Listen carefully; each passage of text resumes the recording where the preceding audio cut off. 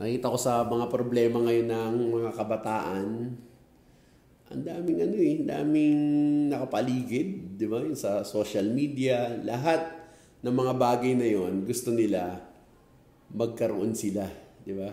Diba? Gusto nila yung ganun lifestyle, di ba? Gusto nila kung ano yung mga nakikita nila sa mga influencer, di ba? Kasi hindi naman nila alam kung ano talaga yung lifestyle noon sa likod ng camera di ba? Kasi kaya lang naman kumukuha ng ng mga syempre ng mga followers, ipapakita nila yung maganda kahit hindi yun sila. So, yung mga kabataan ngayon, lahat gusto nila maging ganun, di ba? Gusto nila mag-travel, gusto nila mag-kape sa mga mamahaling, di ba? Coffee shop, gusto nila ng, milk tea. Samantalang, unang-una, wala pa silang income, di ba? Siyempre, saan manggagaling yun? Sa nanay din nila, di ba? Sa parents din nila. Kaya nga nakita namin ngayong graduation kahapon ng college sa tabi namin. Sabi namin mga kabataang to, kung hindi nila maiintindihan yung realidad ng buhay, tsaka yung tamang pag-iipon, tamang pag-iimbest, wala rin. Sabi nga, lalamunin rin ng sistema yan. Tapos, di ba? Masasama lang sila sa rat race, di ba? Kasi pag nakahawak sila ng pera, mababago yung mga lifestyle nila, di ba? Mababaon sa utang, mapapagod, di ba? Di nila nare-realize, matanda na pala sila.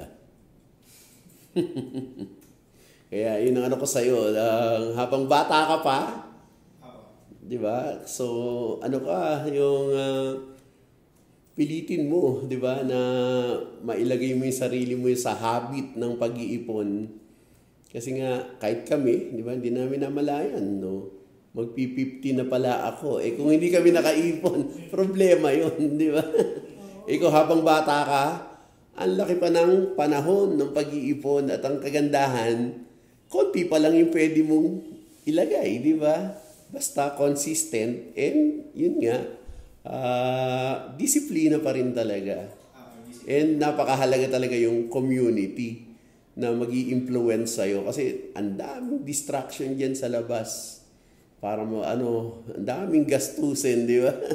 Ang daming pwedeng bilhin.